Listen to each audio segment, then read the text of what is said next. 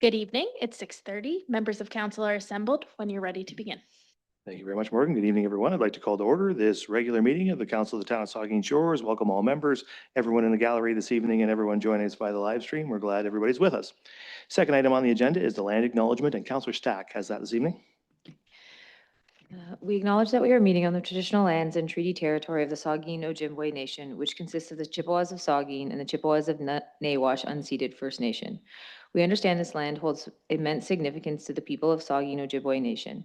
We appreciate those who live and work alongside us today and who continue the traditions of their ancestors as stewards of the land we are privileged to inhabit.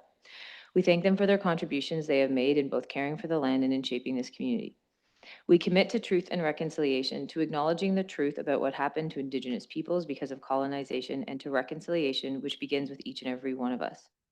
As a local government and public organization, we are dedicated to learning about Indigenous culture, to fostering a better relationship with First Nations and their people, and we commit ourselves to actions that move us forward on a path to healing along with the Saugeen Ojibwe Nation. Thank you.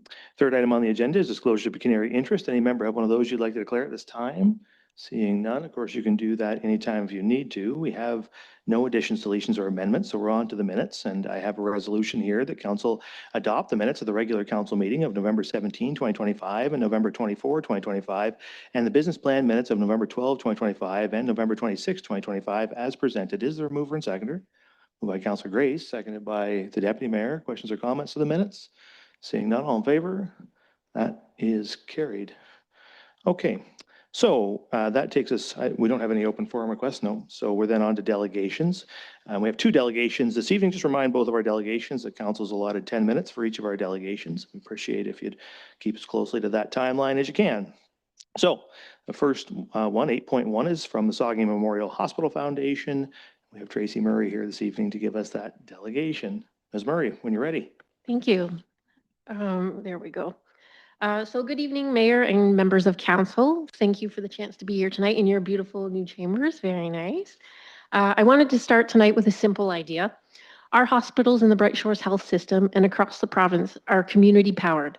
Yes, the hospital foundations run big events like the Grand Fondo Lake Huron and Radiothon, but what really fuels local healthcare is the full range of community support that we receive. That includes support through the year from various community-led events. We all know Cruisers Cruise Night, Rotary Huron Shore Run, the Shambets Christmas Home Tour, as well as community groups that choose us as their charity of choice, local businesses hosting fundraisers, and even kids out in their driveways with their lemonade stands. All of that energy and generosity adds up to the success each year of the Hospital Foundation. And tonight I wanted to give you a snapshot of that impact of that community support in 2025, as well as the growing demand we're seeing on our hospital and regional health system and where we're heading over the next 4 years. This past year, we saw incredible participation from residents, businesses, nuclear suppliers, service clubs, and visitors. Our major events were well attended and sponsorship remained strong. But what I really want council to hear is that people in Saugeen Shores care deeply about their hospital and regional health system. It was the community who made 2025 a success. Their support meant we were able to purchase 4 automatic dispensing units for the inpatient unit and ER at a cost of nearly $500,000. Inpatient unit renovations were completed, including an accessible patient shower and expanded nurses station. Lab equipment, funding for hospital staff education, as well as a new ventilator for the ER and renovations to create a negative pressure room were all projects and equipment supported in 2025. I don't know which button to push. There we go, it went. As you know, Saugeen Shores and our surrounding area are growing. We have more families moving in and more retirees choosing to live here. That growth shows up in the hospital, where ER visits in Saugeen Shores alone have grown to over 18,000 visits per year, up from 16,000 just 2 years ago. Demand for services is increasing, and with it, the need for ongoing investment in equipment replacement, enhanced services, and facility updates. Looking ahead from 2026 to 2029, we need to begin moving forward, raising nearly $3 million a year in community support. That is a huge number, but it reflects the reality of what it takes to keep care close to home and keep pace with the needs of our region. Government funding is critical, but it does not cover the cost of hospital equipment. Fundraising and philanthropy is the piece that lets us modernize equipment, introduce new technology, and improve the patient experience in ways that would not otherwise be possible. Right now, we're in the middle of our Light the Way holiday campaign, which runs until December 31st. This year's funds raised will support 4 essential digital systems that support patient care, including pacemaker monitoring, tools that track patient and bed movement, and digital imaging. These are the kinds of behind-the-scenes systems that don't always make the headlines, but they make a real difference in how quickly and safely patients move through our hospitals. Light the Way started way back, believe it or not, in 1999 and raised a whopping $26,000 in its first year. Since then, this community has come through like it always has and has grown that annual tradition to more than $250,000 a year, raising more than $3.2 million to date, not including our Light the Way Radiothon funds. Speaking of which, Radiothon, which is part of the Light the Way campaign, is celebrating its 10th anniversary this year and has raised almost $1.4 million so far. Each one of those dollars represents a resident, a business, or visitor who decided that supporting local healthcare matters. This year's Light the Way Radiothon is happening this Thursday from 6 a.m. to 6 p.m. on 97.9 The Bruce. The goal that day is to raise $200,000, but just as important as the dollars is awareness. Radiothon reaches people who may not read our mail or follow us on social media. It gives patients and families a chance to share their stories on air and remind listeners why strong local healthcare matters. Radiothon is really a celebration of this community. Every time council or community members mention it in a meeting, share a post, or invite someone to drop in, you help spark that sense of excitement and togetherness that makes people want to come out, share their stories, and be part of making it a success. Looking ahead to 2026, we have, of course, things that work well and things that are new that we are adding. Grand Fondo Lake Huron has become a signature fundraising event for this community and brings nearly 1,000 participants from across the province. It showcases our waterfront, the beauty of our town and scenic countryside, and it brings staff, volunteers, sponsors, and residents together for a shared goal, advancing local healthcare. And in 2026, our goal for this event is to raise $500,000. In 2026, we're also introducing something new, the Saugeen Shores Home and Cottage Show. This event will give local businesses and trades a chance to connect with homeowners and cottagers while raising funds for the Hospital Foundation. Our vision is that between Grand Fondo, Radiothon, and the new Home and Cottage Show, we can create a strong annual rhythm of events that both support Bryce Shores hospitals and contribute to the vibrancy of Saugeen Shores. These events bring to town many people, support local businesses, and reinforce our identity as a community that invests in its health system. So this brings me to the end of my presentation, which is very much a thank you and an invitation. So there are a few simple ways, meaningful ways, that council and community can continue to help and support the Hospital Foundation. You can help us spread the word about our events throughout the year. A casual conversation goes a long way. You can follow us on social media and share our posts, get them out to your networks, support the Light the Way holiday campaign in whatever way fits for you, whether it's a personal donation, encouraging your workplace to get involved, or simply telling people about it. And of course, this Thursday, please tune in or drop into Radiothon at 97.9 The Bruce. Being there in person or calling in with a message of support shows that you stand behind local healthcare. And finally, participate, donate, or volunteer, whether it's riding in the Grand Fondo, attending the Home and Cottage Show, or helping at one of the community-led events I mentioned at the beginning. That involvement is what creates impact for local healthcare. I want to close by saying thank you for your continued support and for your time tonight. The story of the Hospital Foundation is really the story of this community. Service clubs, businesses, individuals, and families, large events to small gestures, all woven together for one common goal, advancing healthcare close to home. As demand on our health system grows, philanthropy will play an even bigger role in making sure that care stays close to home. With council and the community's ongoing support as champions, connectors, volunteers, and participants, I'm confident that together we can meet that challenge. Thank you. Thank you, Tracy. Are there questions or comments from members? Councilor Mayette. Thank you, Mr. Mayor, and through you, Thank you, Tracy, and I'm looking forward to see you on Thursday at the Radiothon. I'll be telling all of my friends and colleagues that it's an important and a really good day, good time to make a donation. When you consider that we have a publicly funded healthcare system, but that doesn't cover all the costs. As you just pointed out, the costs of the equipment has to be funded partly by community, and our community has a strong history of doing that.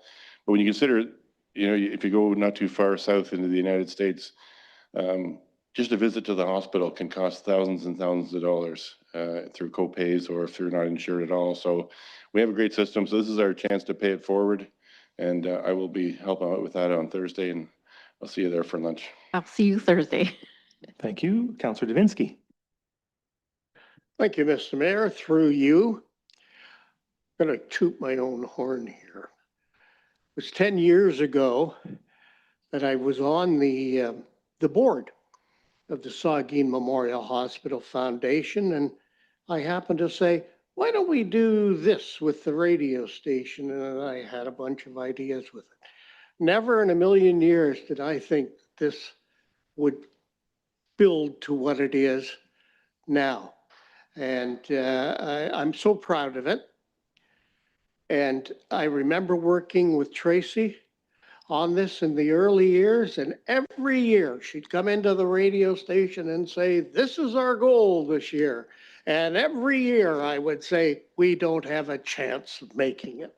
And every year we made it because of the people in this community that Tracy obviously had a handle on as to who could do what. I do have one question, if I may, and that, Tracy, is the patient and bed moving. Mm-hmm. It seems to me we did this before we raised money for this. Is this the same program or is this something different? It's likely the same program, but as you know, technology changes faster than you can change your underpants in the morning, I imagine. So there's always updates and new additions to that technology that we need to support each year. Okay, thank you for that. In my mind now, changing underpants. Okay, it makes sense. And I hope everyone will take part in the Radiothon on Thursday. Like Councillor Mayette, I will be there on Thursday. And strategically, you noticed how Councillor Mayette said at lunchtime, good time to go. So make sure you show up. I don't care what time of the day it is, but show up, and we look forward to seeing you. Thank you, Mr. Mayor. Yeah, thank you. Further comments? The Vice Deputy Mayor. Yep, thank you, Mr. Mayor. Teresa, I just want to thank you for all your great work. And, fundraising is hard. Fundraising is very hard. And you make it look very, very easy.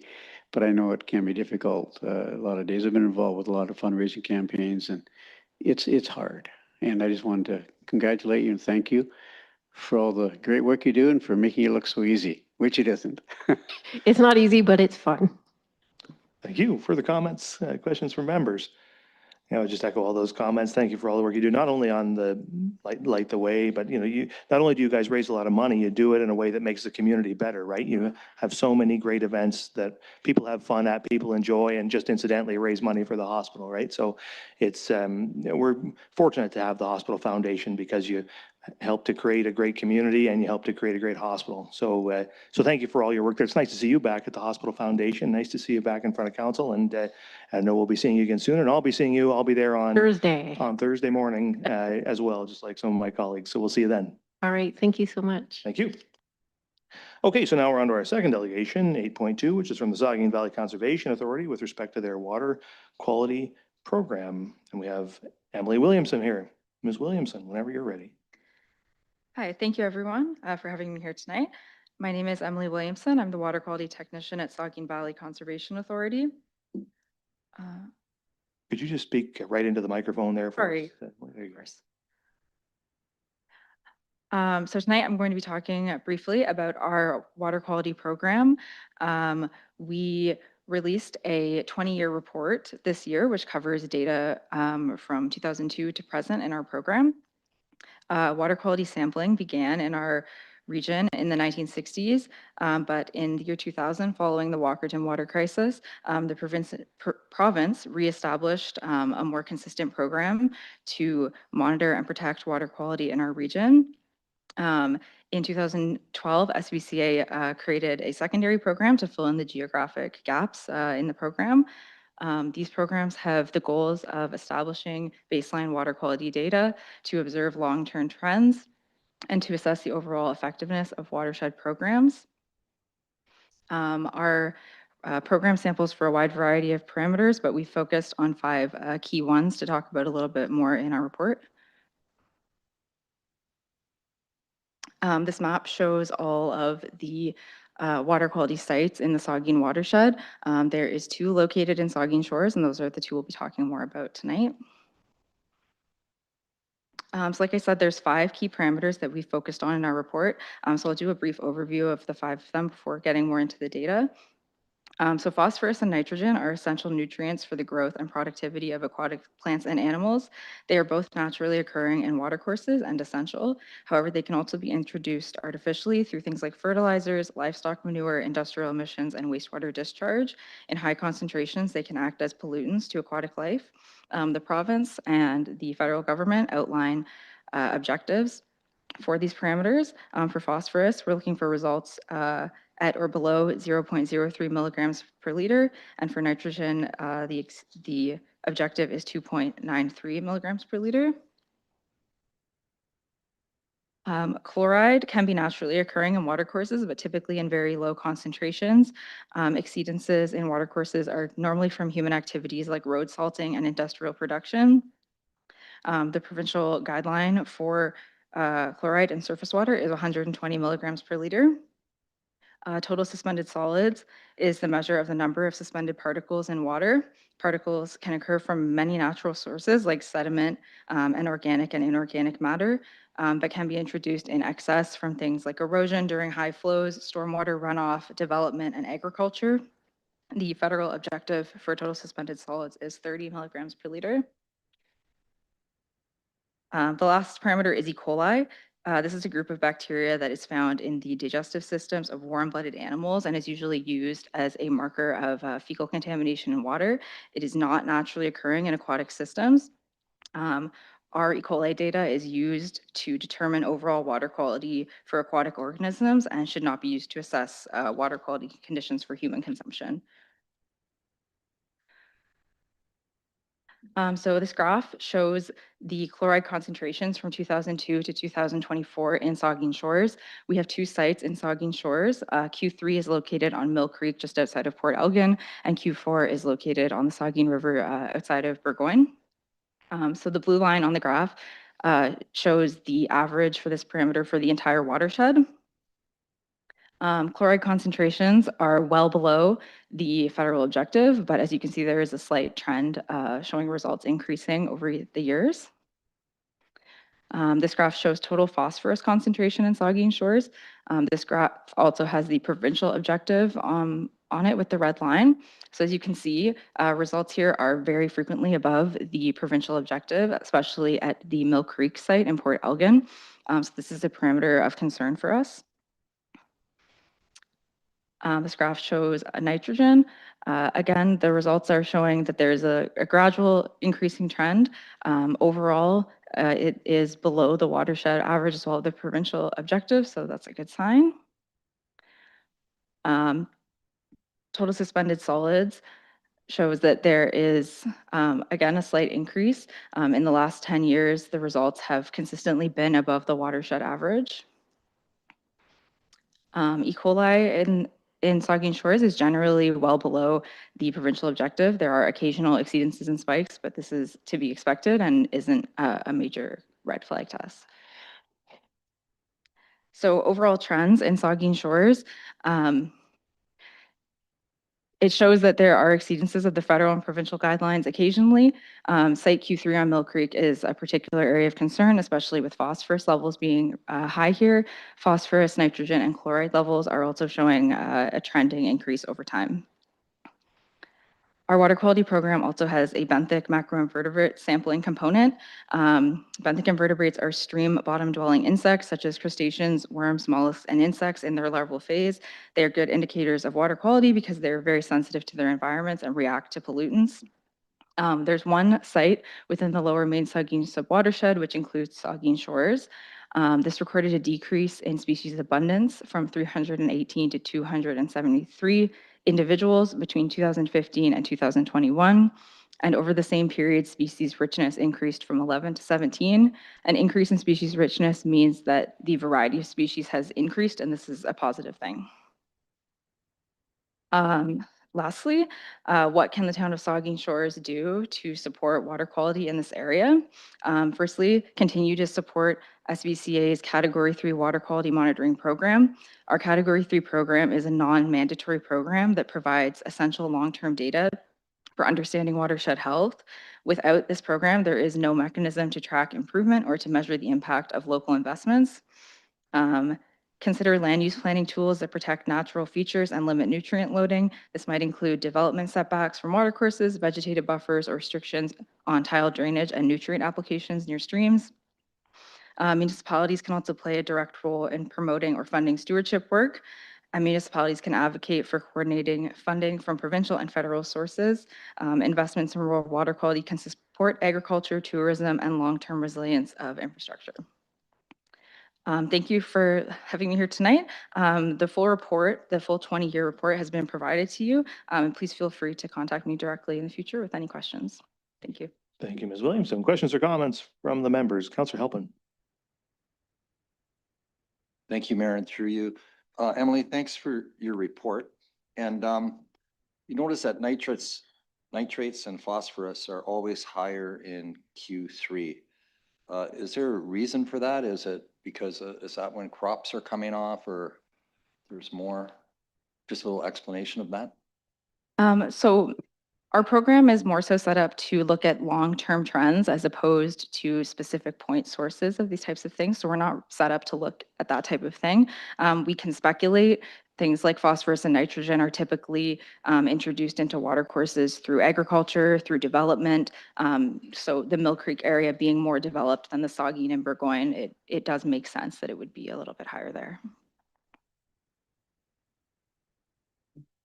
Thank you. And I recommend that everyone read part 7 of the report, as it really draws a lot of the information together. And I think that this is a valuable report. It's valuable information for us and a good way to measure the health of our watershed. And that's why I'm glad that we support this program. And thank you for your work in supporting this and giving us this report. Thank you. Thank you, Councillor Grace, and then Mayette. Thank you, Mr. Mayor. Thank you, Emily, for the report. My question is about the benthic trends. And when you're reading this first, it says that between 2015 and 21, there's a decrease in species abundance. But over the same period, there's an increase in species richness. And the richness part of it seems to be positive, I'm assuming. But are you concerned about the decrease in species abundance? Thank you. So to analyze benthic invertebrates, there is a very wide variety of metrics that you can use to measure the overall health. These are just 2 out of many. The decrease in abundance is not enough to really show concern, and the increasing richness is a very positive thing. So overall, not concerned about it at this location. Yeah. Councillor Mayette. Thank you, Mr. Mayor, and through you. Thanks, Emily, for the presentation again. We've seen this at our authority meeting a couple of times. And every time I see it, it gets me thinking about other things.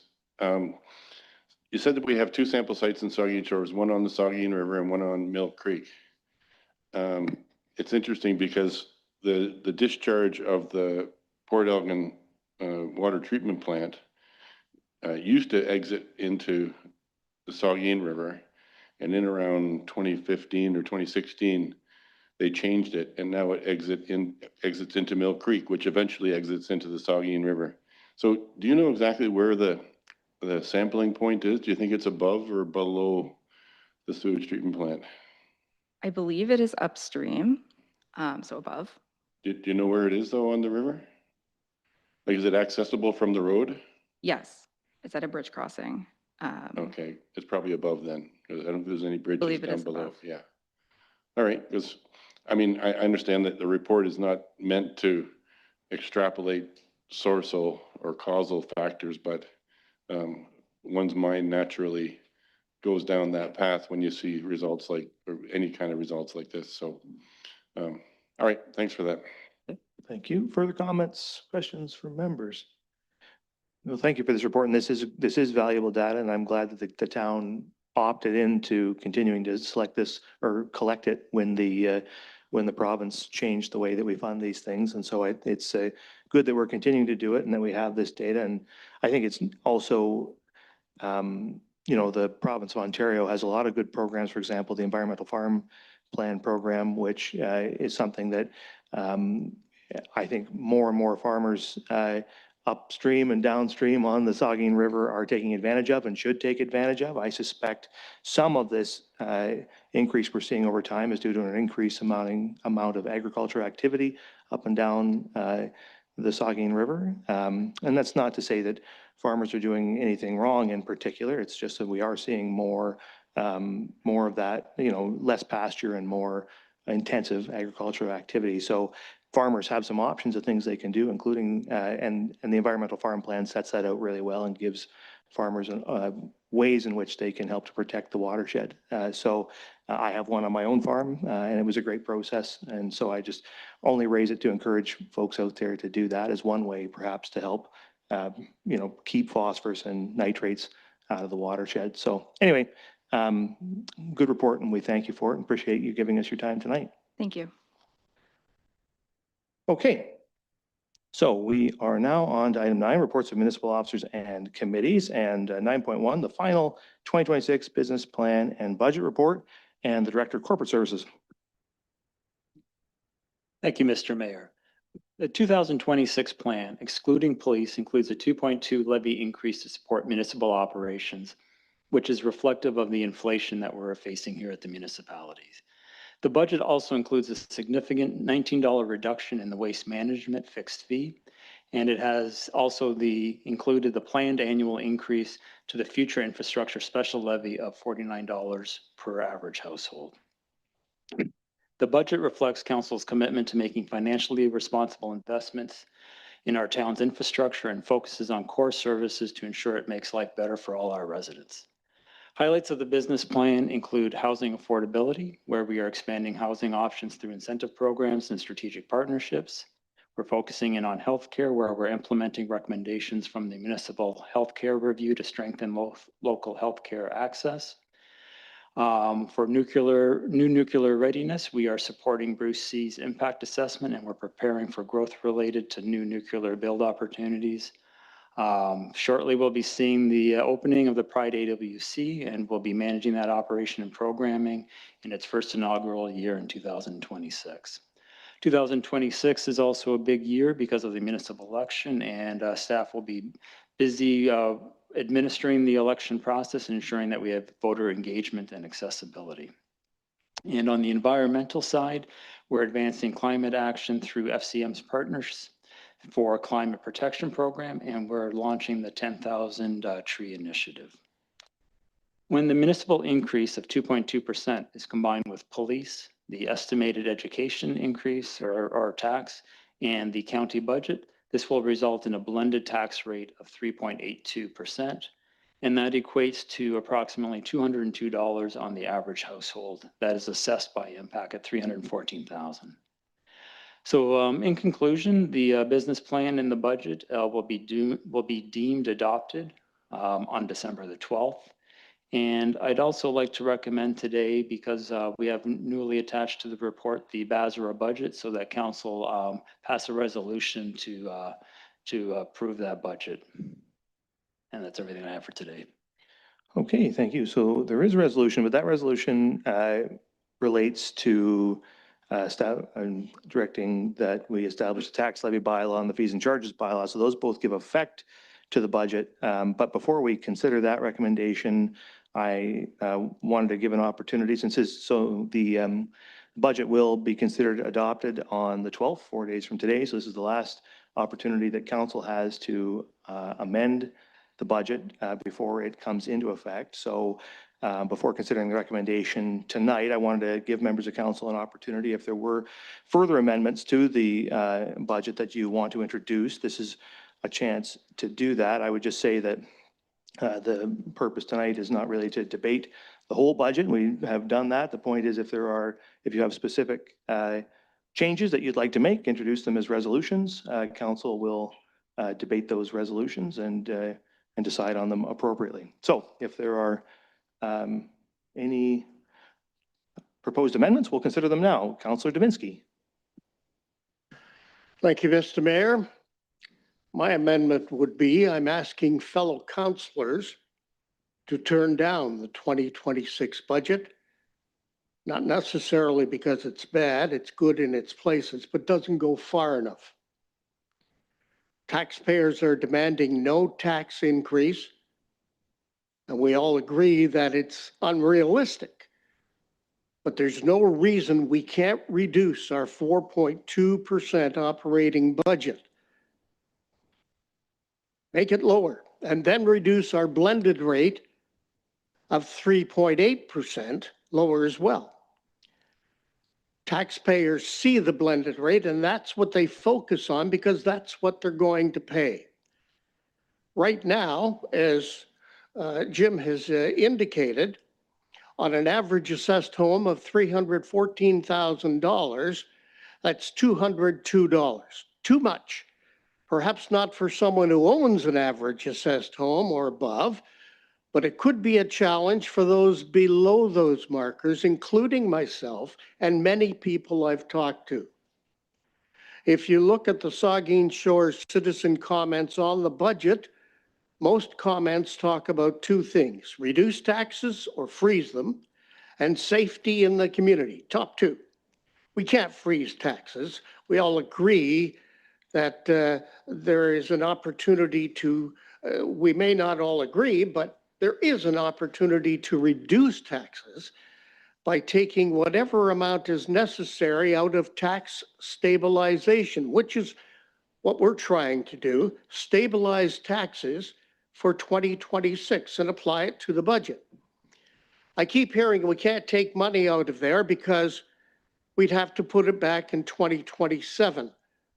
I'd like to think that our hiring may flatten out by then, and we can save a few bucks to make up what we would have taken out in 2026 and get that 3.82% blended under 3%. The money is the taxpayers' money, and yes, we've put it into a taxpayer piggy bank. But in a year when costs are out of control for so many people, such as myself, it may be time to reduce a bit more, just this 1 year. And I'll leave it at that. I know there are others that want to speak on this, but I will respectfully request a recorded vote when we come to that point, Mr. Mayor. Thank you. So just so I can be clear, there will be no vote on the budget. The votes tonight are on the tax levy bylaw and the fees and charges bylaw. So what we're doing now is considering any amendments you want to make to the budget, but there's no vote on the whole budget, just on the implementation bylaws. So again, I would repeat, I'd appreciate if folks would put amendments on the table, concrete amendments, and then we can debate those amendments. Councillor Halpin. Thank you, Mayor, and through you. I read the comments from Engage Saugeen Shores, and just through this budget process, I just ask people when I meet them, they say, whether it's at hockey or on walks or stuff, and said, well, what do you think of the tax increase this year? Or what are your thoughts on that? No one is happy with a 4% increase, and no one is happy with the amount the taxes have gone up over the last 5 years. Everyone is happy with their service. People are happy with the service, and we run a good town. So I don't want this to be construed about how good a job people are doing. It's what the taxpayers seem to have an ability to handle right now. Okay, we've made historic investments in downtown, downtown's Aquatic and Wellness Center, Lamont Sports Park, etc. It's time to take a breather. It's time to give the public a break. I propose that I'd like to make an amendment that we use $250,000 from the tax stabilization fund to reduce the budget. And that furthermore, we ask staff to find an additional $150,000 in savings, which would bring us down to a 2.4% or at inflation rate increase. So I will look for a second on that, but I have to advise council that you only have, like, this budget will be adopted in 4 days. Staff, if you send staff away to do something, they won't be able to come back for you to approve it. So I think you need to give them direction tonight to make whatever changes you want to make. So can you, Councillor Helbin? Thank you, Mayor. I appreciate that. So then I would ask that we would move 400,000 from the tax stabilization to reduce the rate. Understood. Okay, so the councillor moves that $400,000 be moved from tax stabilization and applied to the tax levy. Is there a seconder for the resolution? Councillor Davinsky. Discussion from members. Vice Deputy Mayor and then Councillor Stack. Yeah, I just want to make a comment about holding a gun to the head in terms of can't send us back to staff and sending it into January. You know, 2027's a new council will be sworn in, and that budget will be presented in January of 2027. If this budget sent back and it means the staff have to find some funds, I know we're speaking to Councillor Helpin, I was talking about 400,000 from the tax stabilization reserve. I don't understand the logic around how we cannot send this budget back because we've only got 4 days. We've got a gun to our head. Well, we've only got 4 days to get this budget approved. I don't think that's fair. I don't think that's fair. I mean, we've got a situation where, as I say, new council in 2027, that budget's not going to be presented to January. I don't think we should be afraid. I don't think we should back off from not wanting or being able to send that budget back to staff to look for funds. That's my comment. My other question, you know, we talk about 2.2 and then, well, you know, it's just the rate of inflation, police is 2%. It sounds like police, I mean, they're part of our budget. That's a service that's provided to all 18,400 people in this community. So, you know, I've heard our director of corporate services and our CAO and new mayor and others saying, well, you know, it's really only 2.2%. No, it's not. No, it's not. It's 4.2%. Police are a very important part of this community. They're part of our budget. I don't know why we keep separating it. Yes, they're governed by the Ontario Police Board. I get that. We haven't got a lot of say in hiring officers. But I said at the last meeting 2 weeks ago, we pay now or pay later. So I don't get that logic either. So those are my 2 comments for now. I just wanted to make the comment with respect to the first point about, you know, it's not my intent to hold a gun to your head. As you know, I don't like the changes that were made. I oppose them myself, but they are what they are. I can't, that it was introduced under, on the 12th of November, under provincial law. It comes into effect on 30 days later. So it will come into effect in 4 days from today. You know, the only way, if you want to send staff away to do something to come back to you, the only way you can do that would be to have a special meeting in the next 4 days, which council could do, I suppose. But like, that's the only way. And it's not my choice. I don't like it, but it is how this is going to go. And it's been clear right from the beginning. So just, I don't know if you have any comments with respect to the way Director of Corporate Services, to the way it's being described, the police budget as separate from the operating budget of the municipality. Any comments to that or no? The police was shown separately simply because it was a double-digit increase, which has a significant impact and was outside of what we as staff are able to control. So we focused in on the portion that we could control. Okay, Further comments from members? Counselor Stack and then Grace. So I guess one is a question about if we pull, I think the suggestion was 400,000 from the tax stabilization. Is there sort of an impact we're not aware of by doing what the counselors suggest? Like, is there a longer term, is it going to cost us more money down the road? Thank you for that question, Counselor. Reserves can be used and are frequently used for one-time projects, and they're quite suitable for that. They can also be used at the same time to delay a tax increase. And the key word in that is delay, because if you don't consider it a delay, that means every year you're going to be drawing $400,000 out of the reserve. And the money that council has saved up over the years into those reserves will eventually disappear. What will then happen is at some point down the road, a future council is going to be told that the reserves are now drained and we need to have a $400,000 incremental increase in taxes or $400,000 reduction in expenses in order to balance the budget. So we can manage a budget that's out of balance or being balanced by use of reserves in the short term, but you can't continually rely on those reserves to balance your budget through forever. Eventually, you're going to have to get the budget into balance without using reserves.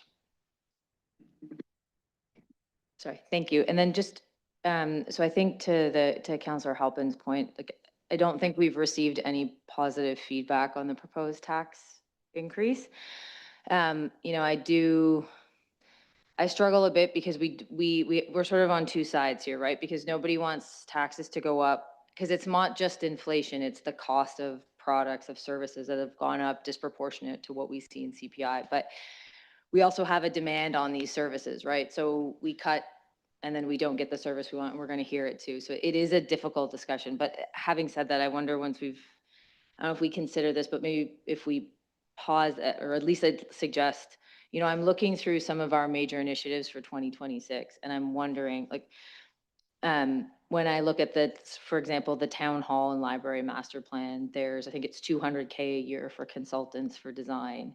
Part of that scope is to review previous studies, partner engagement, and conceptual design and construction costs. And I suggest there are probably some opportunities to trim in a couple of our 2026 initiatives, some of the consulting fees, narrow the scope to something that's more technically inclined. Like, I understand the review, but perhaps that's sort of a midpoint to say, look, we'll do some reserve account funding effectively to reduce the tax rate. But I think when I look at some of the I know consultants are a necessary evil, but I think we perhaps, to respond to some of the criticism that we do get from community members, which is this concern around the volume of consultants. Like, I wonder if perhaps the discussion needs to be, let's go through the 2026 major initiatives and say where we're willing to cut some scope. Because I think we need to do more than just we can't only rely on reserves, because I think it probably has some longer term, someone else, or just kicking the ball down the road. But I think we can maybe look to trim some of the spending on some of those I'm going to be very mindful of my words, not strictly necessary scopes to be performed in 2026. Thank you, Councillor Grace. Thank you, Mr. Mayor. I was actually going to ask a similar question as Councillor Stack, but I wanted to ask the director if the closing balance on the tax stabilization reserve that we see in our materials before us tonight, does that include all of our use of the tax stabilization reserve that we've made through our budget process so far? Yes, the reserves that you see before you have incorporated the changes that council made. And so there is money available to use reserves for a year or 2 years, but not forever. And perhaps I can also address Councillor Stack's question on using consulting dollars as a way of reducing the tax rate. Those consulting dollars are typically one-time expenditures. So it's similar to using a reserve in that you're taking a one-time savings, and that's not going to provide you a ongoing reduction in taxes. So it is a nice way to help put more money in the bank, more money into the reserves, but you can't rely on that as a long-term way of reducing taxes. Okay, further comments? The deputy mayor and then Councillor Help. Thank you, Mr. Mayor, and through you. I wanted to ask a question too about the reserve level with the tax stabilization reserve. It's still confusing to me. When we established this reserve, the money that flowed into it was what was left over at the end of the year. But now I think all the tax dollars collected flow through that same fund. Am I correct in making that assumption? And my question really is, at the end of 2024, or wait, 2025 we're in right now. At the end of 2025, what are we expecting the surplus to be on the budget that we did for this year? Like, is that value $400,000? Are we, are we close to what we thought we were going to spend? Are we way under or way over? Do you have a sense of where we might land at the end of the year in terms of the surplus on this year's budget? Because, in response to Councillor Halpin's request, my understanding of when we originally set this up was those surplus funds could be used to help deal with the tax rate the following year. So what is the surplus this year? Like, and I understand what you're saying about you don't want to do this on a continual basis, but what did we think we were going to spend this year that we have available to us that we didn't spend? That's an excellent question. And the closest we can give you at this point in time is what we presented last month with the third quarter close. And in that, we had approximately $500,000 of surplus. So that would be incremental money going into the reserve that's not reflected on the schedules that you have before you today. And so if that money was used to reduce taxes, then effectively you would see almost no net impact on the reserves, very little net impact. The issue would be coming a year from now because you now have a lower tax base than you otherwise would have. And you're going to have to find either, again, new one-time savings, and you'll have to do that again the year after and the year after, or you're eventually going to have to find ongoing savings or increase the taxes in order to catch up. And so there's no issue with doing that, just recognizing that ultimately there will be a catch up. And that's why typically, council has used it in the time of emergencies. Back in COVID, council drew on reserves because they knew it was a crisis and they had a plan then when we came out of the pandemic that we would catch up. And so this could be the same situation here as long as we just need to recognize that there is going to be a catch up. And now we have a 10-year plan, and to be consistent with our planning, it would make sense then to build into the plan when we plan on doing that catch up and how we're going to do that catch up if we're to stay consistent with our planning. My second comment is I'm also supportive of what Councillor Stack and I believe Councillor Grace were referring to about the use of consulting firms so often.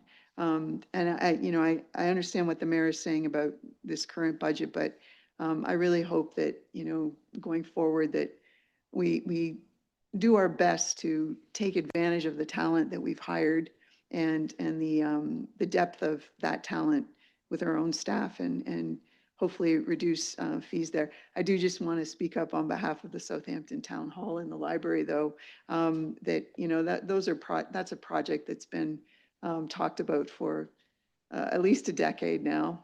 And, I understand what Councillor Stack is saying. However, it is a very prominent municipal building in the community that has some opportunities, but also there's some significant challenges there that as a community, we have to address them, the elevator, public bathrooms, that sort of thing. But I do want to just respect the comments made about consultants because I agree with those. Thank you. Thank you. I'll just remind members, we're debating a motion by two councillors to reduce, to apply $400,000 to from the tax stabilization reserve to the tax levy, just so we can stay focused on that as much as possible. Councillor Duhaime. Sorry, I'll come back to you, Councillor Huffman, once we've heard from folks who haven't. Councillor Duhaime. Yeah, thanks. And through you, Mayor. Jim, if we did do the 400,000, was that, it would bring it down to 2.4%? Is that correct? The 400,000 would give us a reduction of approximately 1.6%. So that would be off the combined municipal with police 4.2. That would bring us down somewhere in the neighborhood of 2.6%. Councillor Halpin.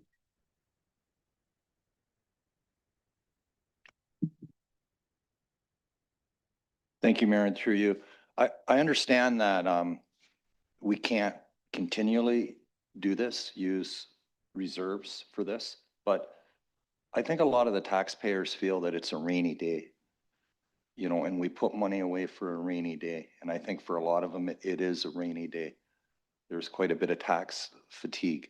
And the other thing is we can also remove things from the 2027 budget that should help.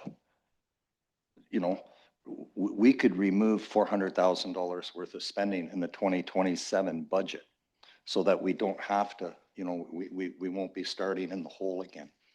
So I'm looking for support on this vote. Thank you. Yeah, the Vice Deputy Mayor. Yeah, I just appreciate the time. This is a $26 million budget, and I think we should take a bit of time tonight to discuss where we're heading. You know, I just wanted to comment on the consultants' reports over a 3-year period.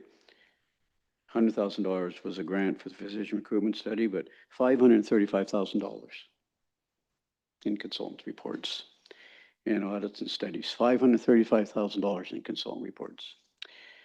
I just wanted to say a few where I am with that maybe not be enough support for this motion. I'll be supporting your motion, Councillor Halpin. I think we need to lower taxes. I just wanted to make a few comments. Many people are hurting. People simply can hardly make ends meet. And here's a quote from Ms. Francisca Dobbin, Executive Director for the United Way, Grey Bruce. Too many individuals simply cannot make ends meet. Rising living costs have left people unable to provide basic necessities for themselves or for their families. That comes from United Way. Her comments are spot on, as illustrated in a recent Canadian food price report, collective report produced by various universities across Canada. Average family of 4 will pay close to $1,000 more in 2026 than 2025 on groceries. And this comes on the heels of that same family paying $800 more on groceries in 2024. And I've heard some rumblings in the community. Do we accept more than 25% increase in taxes over the last 5 years? Or will our residents become frustrated, pack up, relocate to other communities? Hope not. Hope not. But our residents are tax fatigued. I'm hearing it. I'm hearing it this year more than any other 11 years I've been on council. I'm hearing it this year. The climate out there is not good that way from cost of living standpoint. The Ontario Consumer Price Index increased by 17.2% over the past 5 years, 17.2%, the Ontario Consumer Price Index over the past years, and over the same period of time, our taxes surpassed 25%. There's over 8% difference there. In my view, this is unacceptable. And in my view, and I'm going to say it, I'm going to say it to everyone in this room, I think our spending is out of control.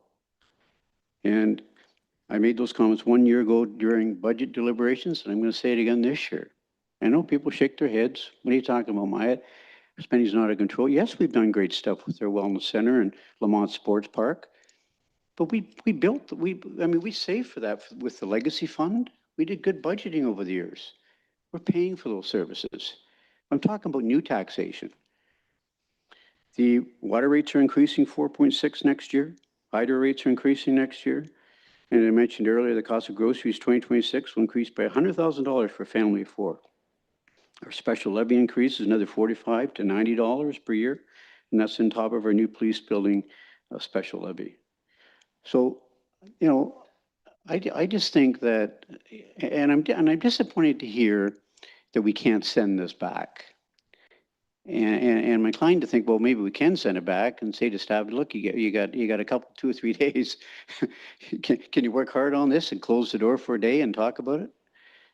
I just think it's too high. At the start of budget deliberations, I talked about 2.9%. I felt was fair, and we're at 4.2, 3.8% blended. And I just think the 25% over 5 years is too high, and people are feeling it. So I just needed to say that tonight. Yeah, thank you for those comments. Are there further? Councillor Grace? Thank you, Mr. Mayor. I have a question for Jim, just a clarification question. So Jim, if we did use this 400,000 from the tax stabilization reserve this year, our blended would end up being, did you say 2.6?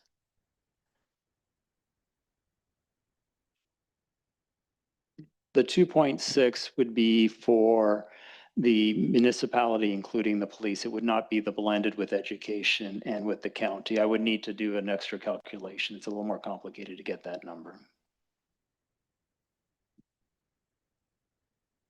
Okay, so without the,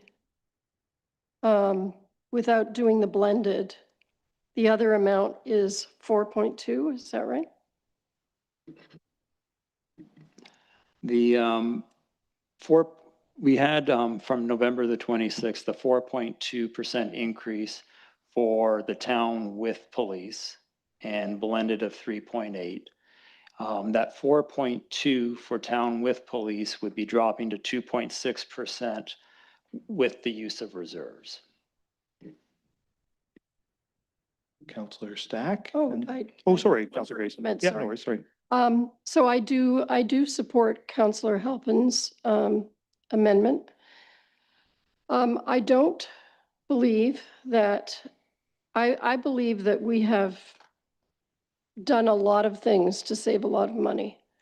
I don't think overall that, I don't feel like our spending is out of control, but I agree that if we can take a step to make it easier for folks this year, we should be doing it. There are a lot of factors that are coming into play besides, you know, out of control spending in our municipality. Things that, outside factors that are creating this situation. I also want to say that I really applaud our staff for being so effective in getting grants, like the grant for the Southampton wastewater treatment plant. That's incredible, almost $19 million.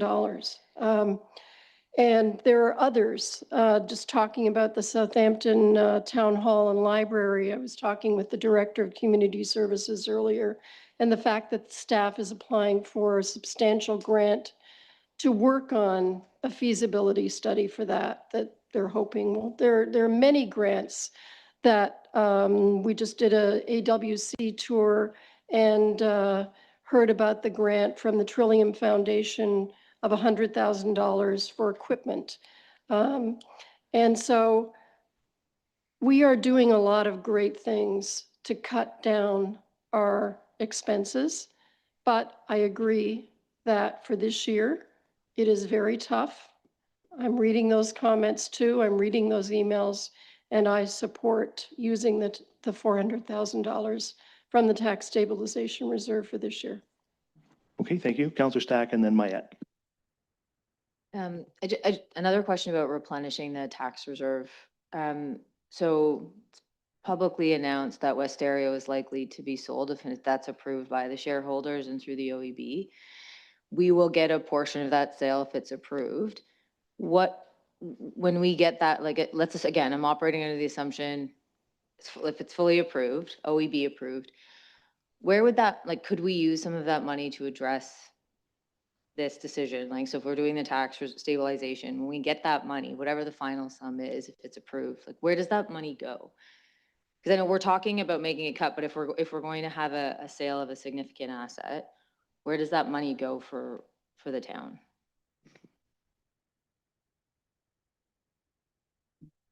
The use of that money, I think, would be up to council to decide whether they wanted to put it into a special legacy like reserve, or wherever council would choose, and we would follow your direction on that. And then whether you are using the principal from that or only want to use the income earned from it as a flow into your tax calculations, that would be purely at the direction of council.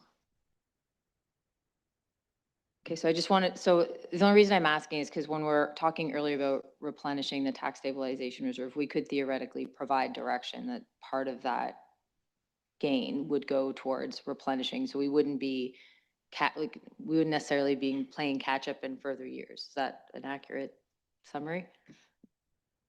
Can you say that one more time? My apologies.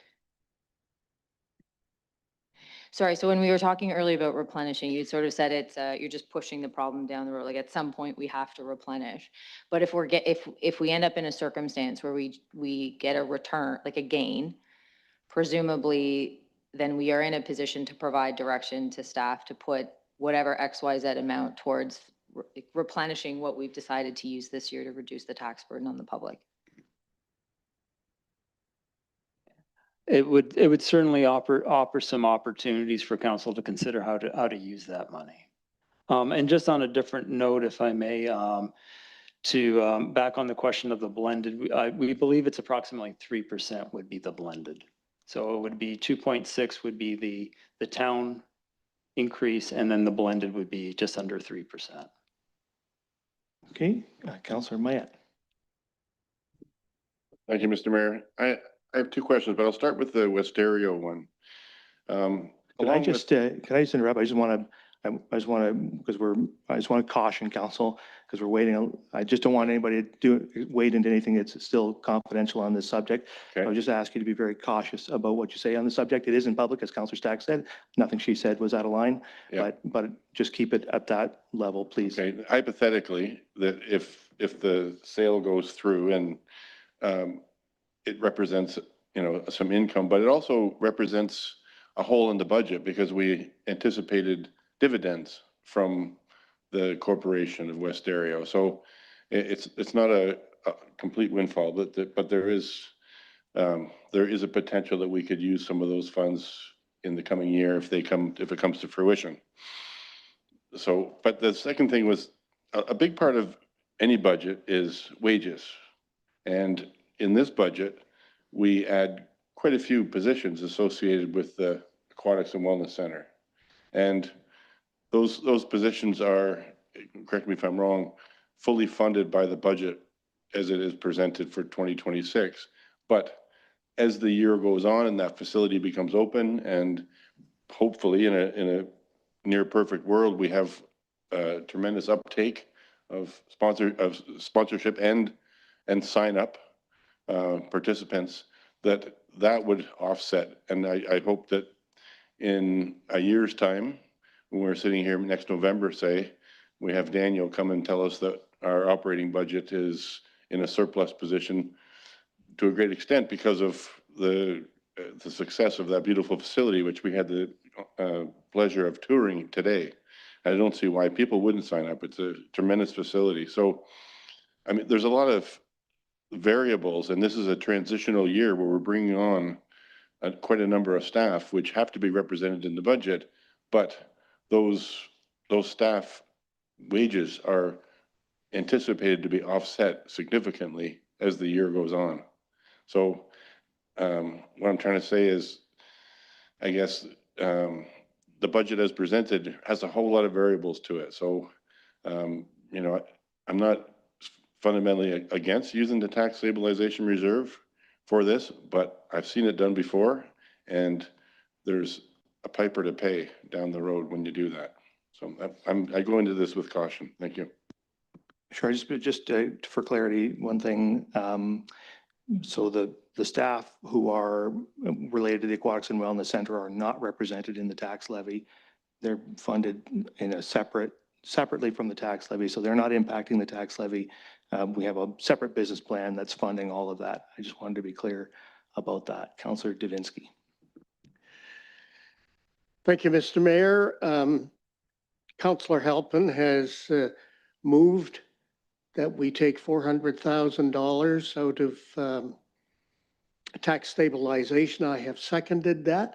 I'd like to call the vote, and I would like a recorded vote. Would you allow me to speak to it, Counselor, to the question before you call the question? Okay. I appreciate that, and I'll keep it brief. I appreciate council wants to decide on the matter.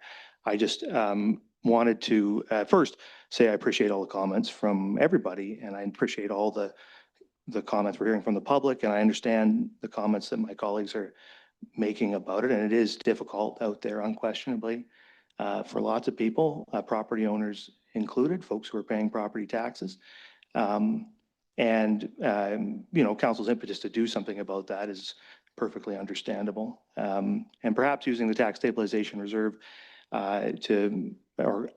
using a larger portion of the tax stabilization reserve than we were already using to further reduce that levy is something we can do. But it's important to remember that by doing so, we are creating a structural deficit in the operations of the municipality. And you can't make it up with one-time income because, like, for example, that dividend that might come in or a one-time income because it's not permanent, right? It's just like you like using another reserve. The only way to make that up is through some permanent funding source. And the only real permanent funding source we have is taxation or fees and charges, I suppose. That's the only way to fill that hole in a way that makes sense because you're creating a hole in your operating. You don't have the money to cover all your operating. And I think you really need to commit to filling that hole in. And there's no guarantee that the public's fiscal situation is going to be better in 2027 than it is today. And you're going to be asking the next council, this is another complication, you're passing this on to a council that hasn't been elected yet, and asking them before they start to have to figure out how to fill in to a 2.5% hole in the operations money they don't have to fund the core services and the core functions of the municipality.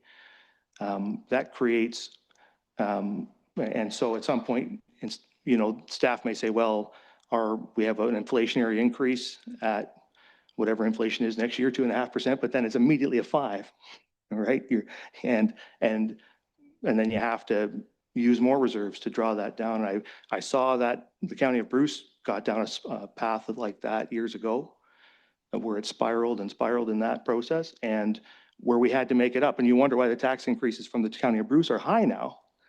That's why, because we're filling in the holes that were left by constantly forcing down the tax increase using reserves that eventually ran out, right?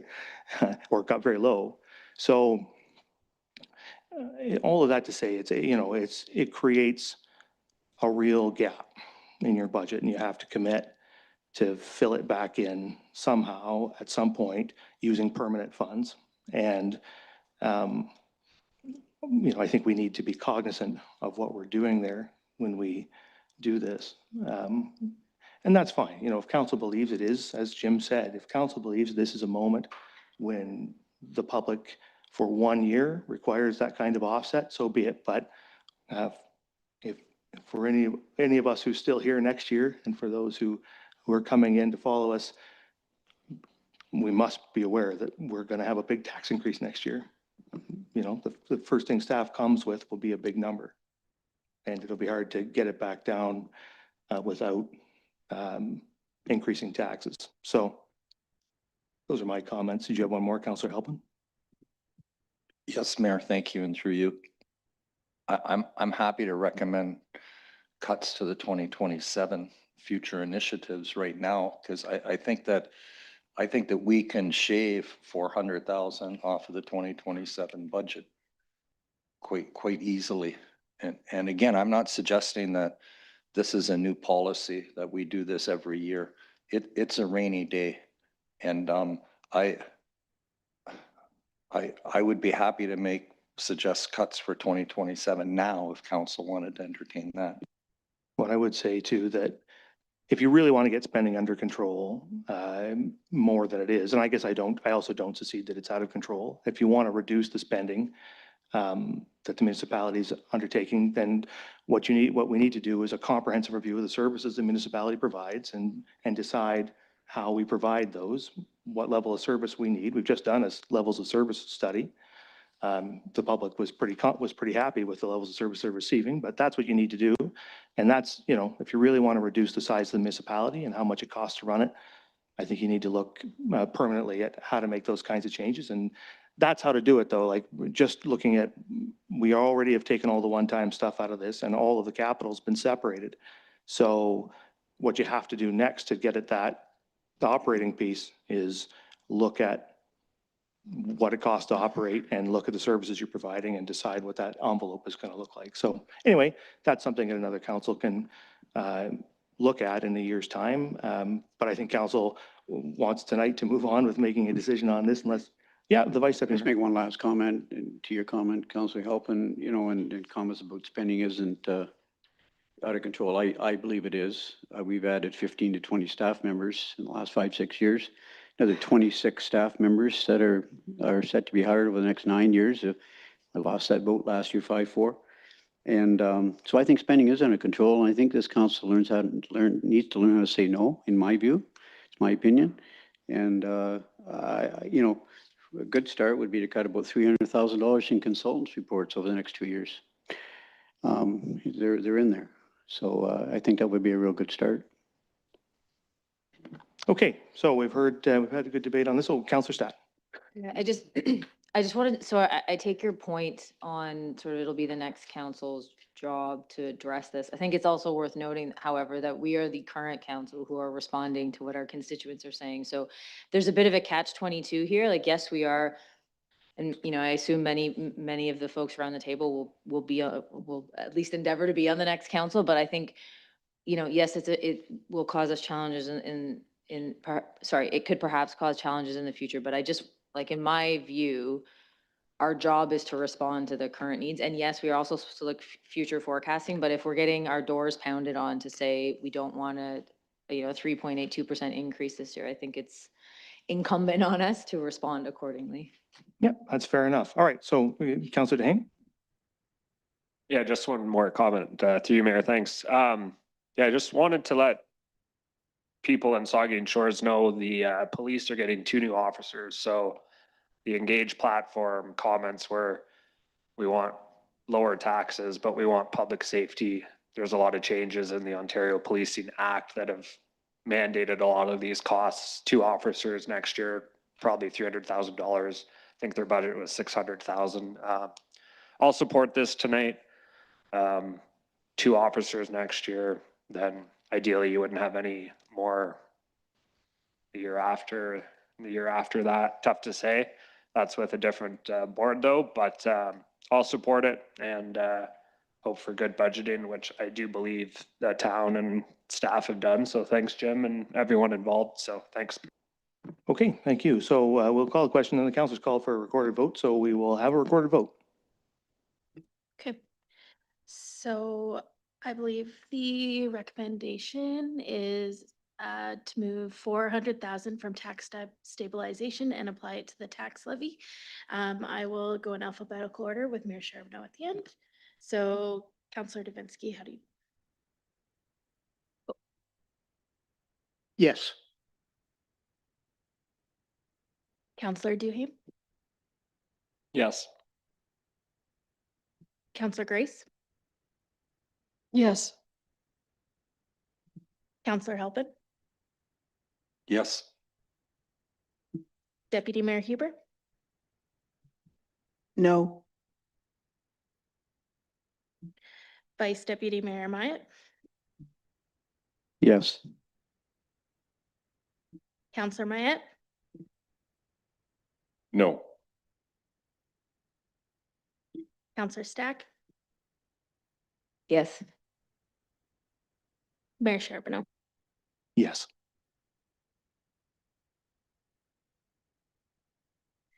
Seven yeses and 2 nos. That's carried. Thank you. All right, so I'm going to read the recommendation that's before us now. Actually, I can't do that. So what I would suggest to members of council is that these recommendations that are before us can't be considered until staff has updated the bylaws. Now that council's adjusted the budget, so we should defer consideration of these recommendations until January. I would suggest there's no great urgency in passing these resolutions, so we'll just hold off. Or do you have a comment to that, the director? I believe the fees and charges would still be appropriate to go through, and then we would defer the tax bylaw until January. So what I'll do is I'll read the first one. My suggestion to council would be to defer. We'll bifurcate the bylaw, we'll bifurcate the resolution and consider them separately in hopes that we can defer the first and pass the second. Do you have a question ahead before I read those, the deputy mayor? I wanted to ask a question about something another member of council said before. Is that okay? Well, we're not really debating it anymore. Well, it's not, it was for clarification. Okay, go ahead, sure. It was mentioned that, it was actually you.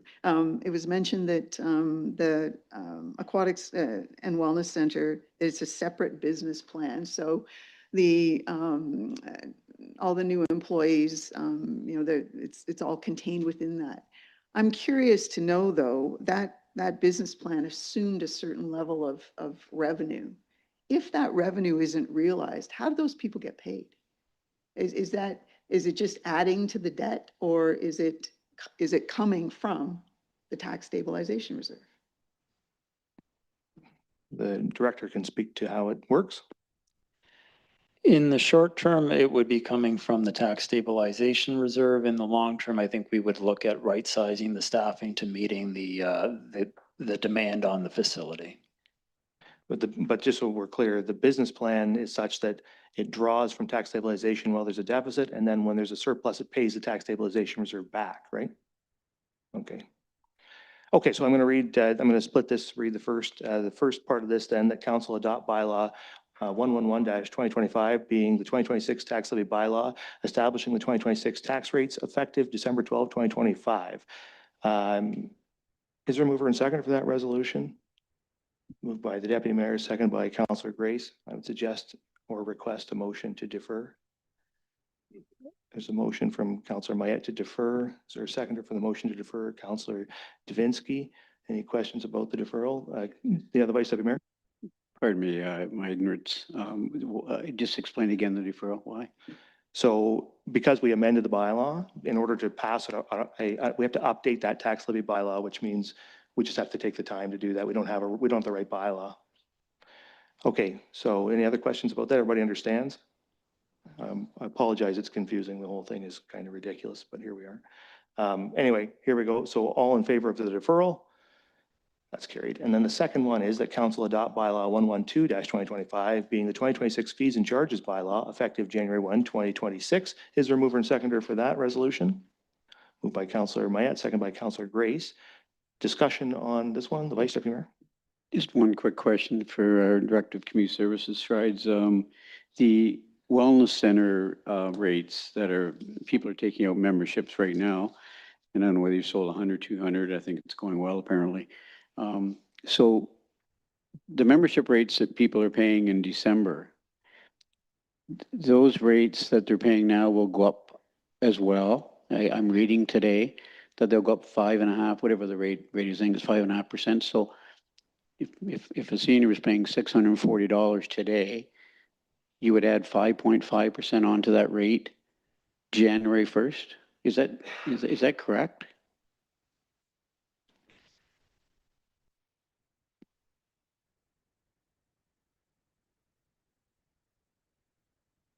I'm just deciding whether I should save $30, $40 or not, that's all.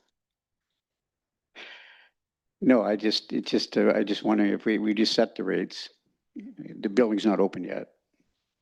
But yeah, we're increasing them 5.5% January 1. I just needed to clarify that. I think the director is working on it. Is it necessary? Is it difficult to get that information, or do we need to wait? Sorry for the delay. Thank you for the question. So it does show, I just had to find it was in Schedule P of the fees and charges bylaw. So the 2026 increases will be the 5.3% in line with all other fees and charges. So the people that, it's not, this isn't a big deal, obviously it's $30, $40, but the people who bought memberships in August, and pardon me, November, December 2025, right?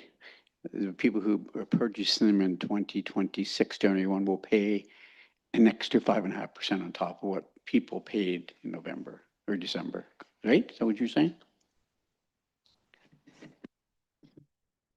Thank you for the question. I will just look up what the posted fees are. We did bring the operations and management plan forward in June or July of this year, and those fees that were set out in that report to council is what they're being sold at now, and then these rates reflect the 2026 increase. So I just might need a few minutes to look that up. That's fine. The deputy mayor? Thank you, Mr. Mayor. And I'll repeat a question, comment, a concern that I did mention during the budget meeting. The 5.3%, where that is coming from was that's where we started with the tax increase. And so a couple of years ago, I believe, there was this sense that the increase in fees shouldn't be below what the tax increase was, but this is significantly higher. So, we never really had a discussion about that. But, we all need to be comfortable with the fact that, we're interested in improving, rightly so, the tax situation for ratepayers. This is hitting users.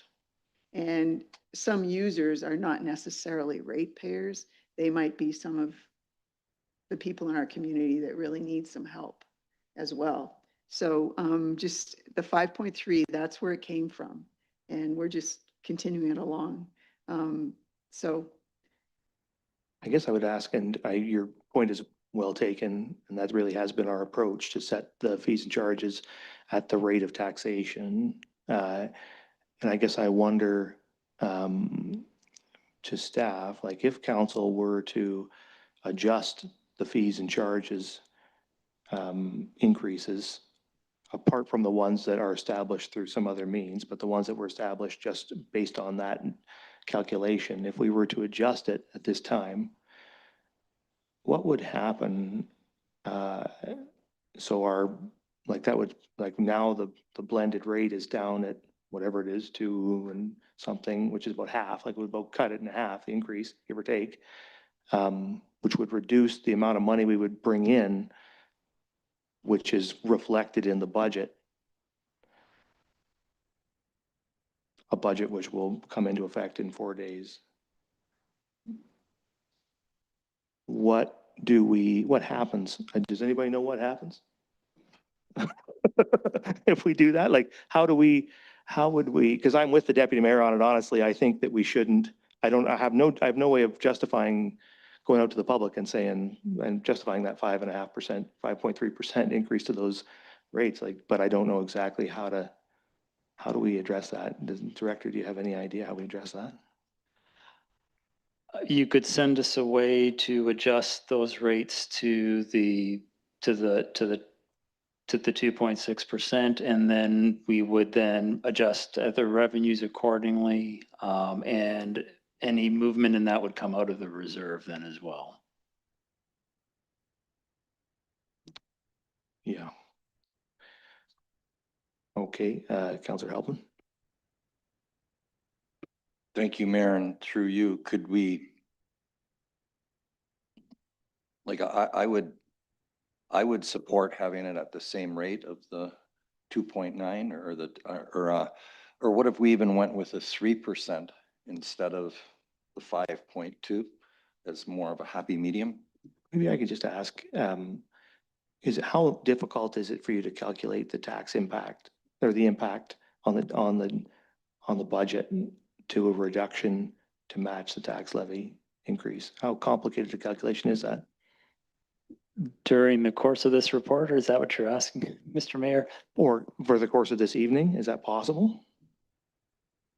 We'll work on it. Because council has the ability tonight before we depart to pass additional amendments to the 2026 budget. So we could, if you could tell us, if council agrees that we should reduce the number to match where we wound up with the tax levy, and we sent you a way to change those things, you could come back and tell us what the impact is, and we could adjust, we could pass a resolution adjusting the budget to accommodate that change. Tell me if I'm asking you too much, because I don't want to ask you to try to do something that you can't do. Perhaps I could make a suggestion that if council just gave a target of the 2.6% for both the tax rate and for the fees and charges, we don't have to refer to the 400,000. It's going to be something slightly different than that. But I think what I'm hearing tonight is council's looking for achieving a certain percentage, and then we would just use reserves for the balance. And I don't think it's going to be terribly material in the grand scheme of things.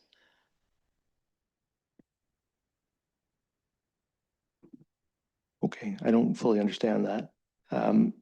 So you want us to, so council's already passed a resolution to apply $400,000 from tax stabilization to the levy. Okay, so staff says they can do this by later. So what I need to ask council before I go down too far down this path is, does anybody care to amend the resolution in front of us to adjust those rates to match? What is the number? What's the percentage? Sorry, where did we wind up? What was the blended rate? Blended rate is 3%. Okay, so 3% then is there a motion to adjust it to 3%? Moved by the Deputy Mayor, seconded by Councillor Halpin. Any discussion to that? Seeing none, all in favor of that? All right, so that's carried. So council would like to do that.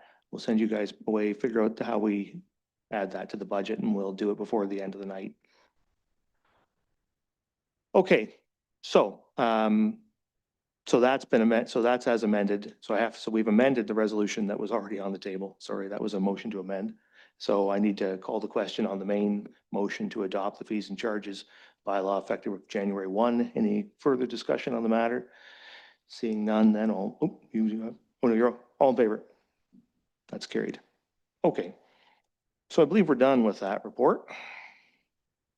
And we will move on to 9.2, which is the ward boundary and council composition review update, and the clerk. Thank you, through you, Mr. Mayor. 2025 division highlight for the clerk's division was to investigate the need for a ward boundary and council composition review. It was requested by council that staff complete public engagement to determine if the community wants to complete these reviews. A flash vote survey was conducted and the results indicated that the community wishes to remain status quo. Staff is recommending that another flash vote be conducted in 2027 following the 2026 election to determine if there is a renewed interest in making changes to ward boundaries and council composition. Should the 2027 results reveal a preference for change, council could then at that point consider hiring an independent consultant 2028 to conduct expanded public engagements and research for the 2030 election. Thank you, and I'm here to answer any questions. Thank you. So the resolution is that council receive the ward boundary and council composition review update report for information. Is there a mover and seconder? Moved by Councillor Grace, second by Councillor Davinsky. Discussion, the Deputy Mayor. Thank you, Mr. Mayor.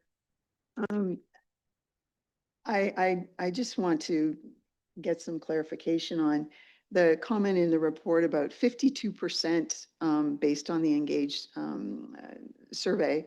52% want to keep ward boundaries. I don't know where that number comes from because 36% said that they were about wanting the existing boundaries to be maintained. 21% said they wanted them to be reviewed. 26% said to remove the wards, and 17% were not sure. So to me, that would, if you look at the numbers that you put together, review and remove the wards, you know, that's 47% who said that they were interested in considering something else. So, you know, so I hope that, you know, the next time this happens, that, more people potentially participate. But I do think it's really important that there be an accurate and realistic representation of what the wards are. I would still imagine that there's a whole bunch of people, horrible grammar there, but a whole group of people that don't realize what ward they actually live in. And, I say this having worked in provincial and federal elections, and, people coming up, they wanted to vote with people who were voting, who were quote unquote Port Elgin people, but they were in a totally different category because it was the Saugeen Township Board. And, just as a point of reference, the new apartment buildings in behind the Independent are all Saugeen Township Board ratepayers, potentially. And so I don't think it's enough to just have a description saying that it relates to the former towns. I think there needs to be a map there so people know just, what is included in each ward. And, certainly you don't have to live in the ward that you run for election. So it doesn't seem to matter there. I think that there's an appetite for a consideration of something different. And I hope in 2027 that another survey does take place, and that, there's a little more information available to people so that they see just, where population is in terms of the three existing wards. And just because, in my mind, it makes sense to just look at the whole community, and just if wards are important, and, most people I think would say, yes, they like the ward idea, but, certainly a review was recommended by 21%. But if you look at the whole community, you can slice it up geographically so that there's almost the same number of voters in each of the wards, which, may make more sense now that it's 25 years after amalgamation. But certainly, I don't think it's fair to say that 52% wanted to keep the ward boundaries when, there was 47% who said that they wanted further review or they wanted them removed. So anyway, so I just look forward to whatever happens in 2027, and hope we do a better job at telling people, how the existing wards are, where those boundaries are, and so that they can figure out where they fit in. Because I would guess a lot of people think that, well, I'm going to vote in with the Port Elgin ward, but then they go to vote, they won't vote there, they'll vote in the Saugeen Township ward situation. And again, it doesn't matter where you live to be a candidate. So it's, we're already there with the candidate thing. Anyway, thank you for Clerk hearing. wants to make a comment. Yes, thank you. Through you, Mr. Mayor. I think one of the benefits of doing the additional survey in 2027 is hopefully with voter engagement and us trying to do more communications around the election. Hopefully it'll become clear and it'll be fresh in their memory in 2027 as to whether or not where they're voting. So I think that there will be a more wholesome engagement at that point. Councillor Halpin? Thank you, Mayor, and through you. What this survey does show is that people, are happy with the status quo right now. Because whereas you could say only 51 or just over 51% said they like it the way it is, there is no consensus amongst the rest of the people surveyed. So that by far left the biggest group that, the status quo seems to be fine. And if it's not broken, I don't think we should fix it. Okay, further comments? Councillor Matt? Thank you, Mr. Mayor, and through you. I'm quite happy with the way the survey came out. The results I read is similar to the way Councillor Halpin did just now, is that there seems to be satisfaction in the status quo, and I'm glad that's what the recommendation is.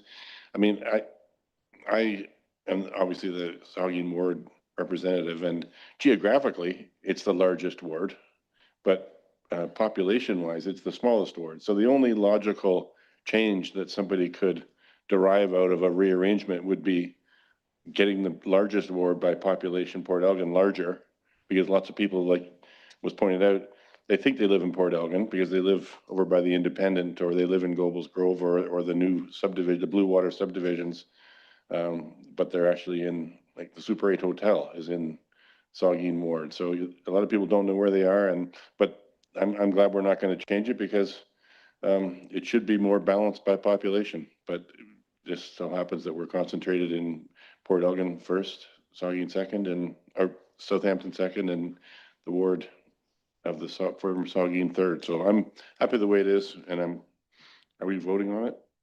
No, Just to receive. just to receive it. Yeah. Councillor Davinsky. Thank you, Mr. Mayor. I too am going to support it as is. I guess who I really want to talk to is the electorate, and what they really need to do, and it's just a comment if you don't mind, is to take part in these flash votes. Don't just look at them and then walk away from them. Take part in these flash votes. Take part in Engage Saugeen Shores. These surveys are taken seriously by council and town staff, and we welcome the input of the electorate. So please keep that in mind when you see these pop up every once in a while. Thank you. Thank you. Are there further comments? I think it's just, my experience is that the council of the town of Saugeen Shores has always functioned extremely well. That you can always tinker with it, you can always change it, but I don't think you'd end up, if you made many changes, with a better outcomes for the public than what you end up with.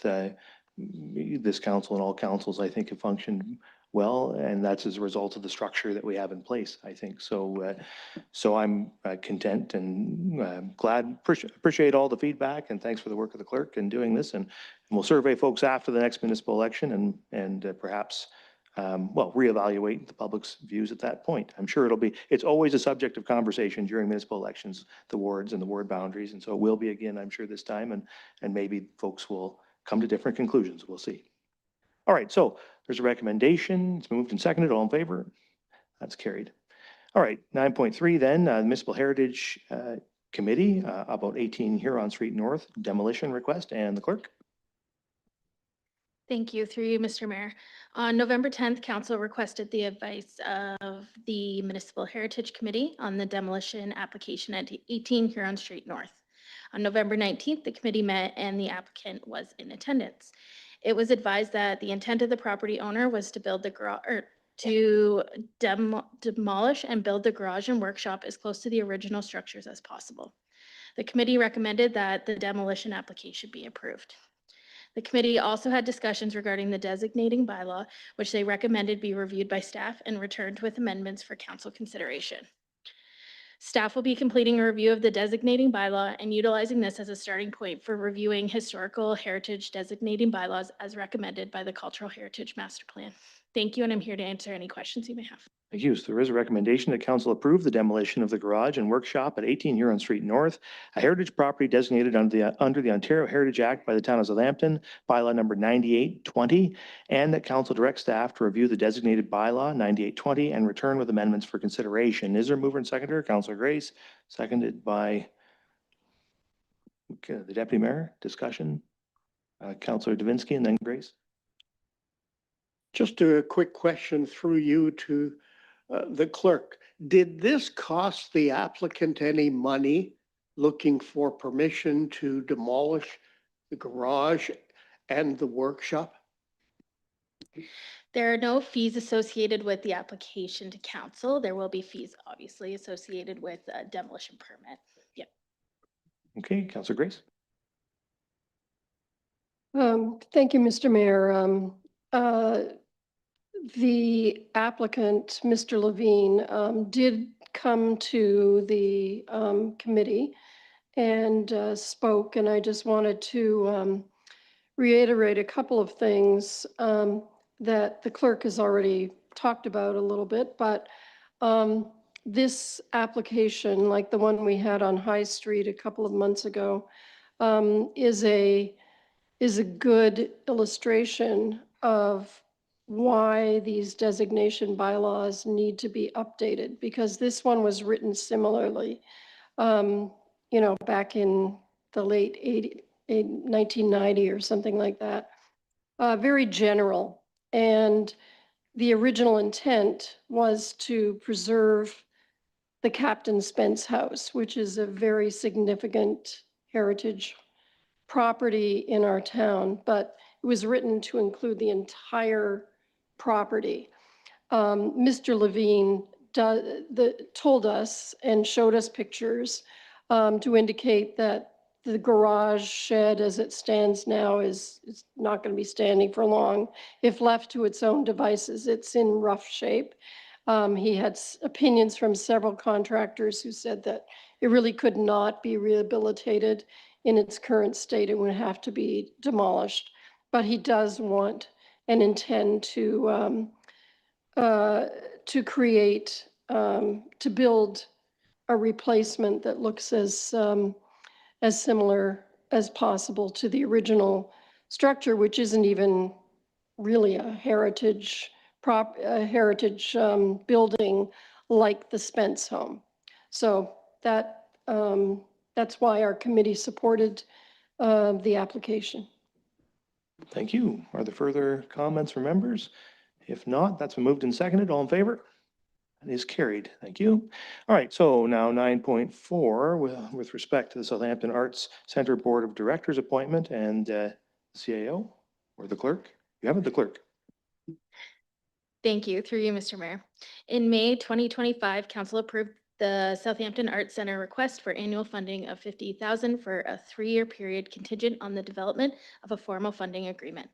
As a condition of the funding agreement, one seat on the board of directors with voting rights is to be held by a designated member of council or town staff for the duration of the funding term. The striking committee recommended the appointment of Deputy Mayor Huber as town representative. Thank you. So there is a resolution. The council appoints the deputy mayor as a town representative to the Southampton Arts Centre Board of Directors. Is there a mover and seconder? Moved by Councillor Halpin, seconded by Councillor Stack. Questions or comments? Seeing, nope, Councillor Halpin. Yep. Congratulations. Good comment. Further questions or comments? Seeing none, all in favor? That is carried. Thank you. Okay, so now we're on to the consent agenda. There are 5 items there, including communications. Anybody want to speak separate, save and except for the communications? Anybody want to vote separately on any of those items 1 through 4? If not, Councillor Davinsky? Yes, 10.1, we could. Do you want a separate vote on it? Oh, sorry, no, I do want to. Yeah. I'll go through them. You'll all have a Okay. chance to comment. I just want to know if you want to pull them to vote separate. If not, and I'll just first start with the resolution there that items 10.1 through 10.5 be approved and receive for information. Is there a mover and seconder? Moved by Davinsky, seconded by Grace, and now we'll make our way through them. The first one there is with respect to the Society of United Professionals, and Councillor Davinsky has a question or comment. Yes, thank you. Perhaps a couple of questions. Do we send a letter of thanks to the Society of United Professionals every year with their continuing help here? The manager of strategic initiatives. Yeah, thank you for the question. And through you, Mr. Mayor, one of the requirements of our partnership is to do this annual update. So we don't send a formal thank you, but this is sort of the requirement of being appreciative for their donation. Okay, thank you. And through you, Mr. Mayor, to Jill, do we have statistics that this housing has actually resulted in doctors locating here? Thank you for the question. And through you, Mr. Mayor, we do not. It's a long process to recruit a physician. On average, I'm told it takes about 7 years.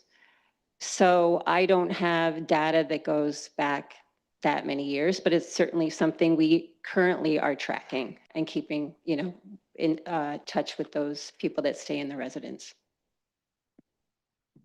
Okay, thank you. I think we should send a letter of thanks to the society. They continue to step up to the plate, and we should, I realize we do it through this at council, but we should do it personally, one-on-one as well. So I would suggest that in the future. Thank you. Yeah, we can certainly do that. I think Councillor Mayette. Thank you, Mr. Mayor. Through you.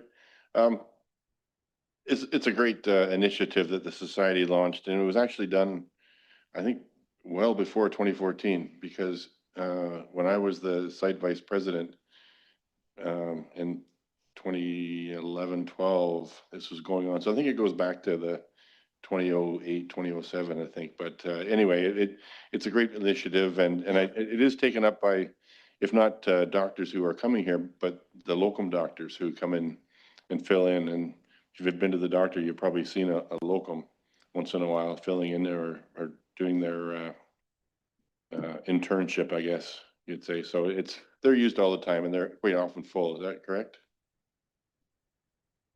That's correct. Okay, further comments? And we certainly thank the society for that. And I was at, when we first opened, we were probably there together. I was there as a member of council, and I believe it was definitely between 2006 and 2010. So we've had it for many years. It's been very successful, has done a lot to support local healthcare. We've heard from the public that they're keen on us doing that.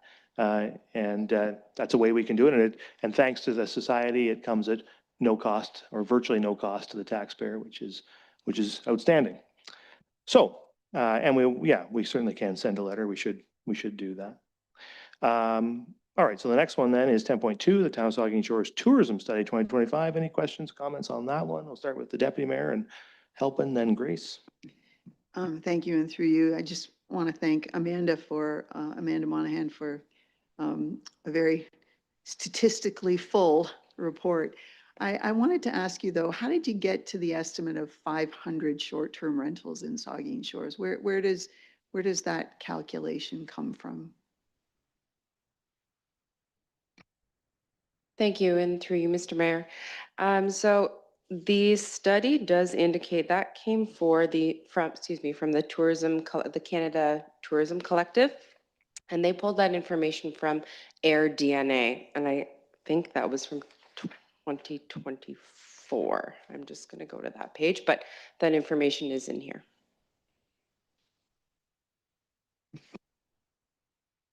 Okay. Councillor Helpin. Thank you, Mayor, and through you.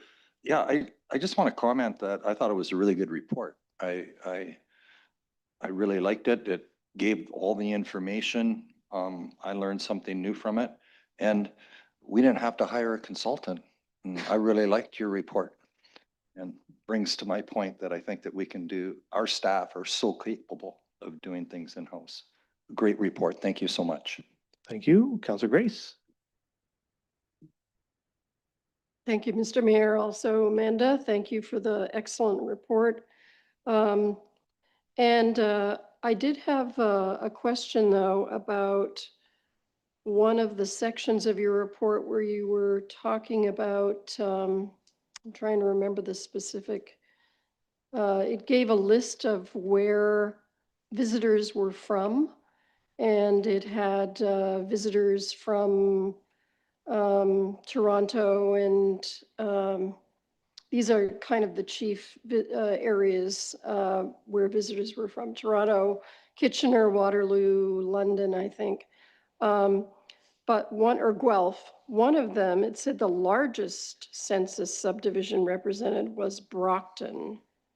And I was kind of surprised at that, but could you explain why Brockton is in that list, please?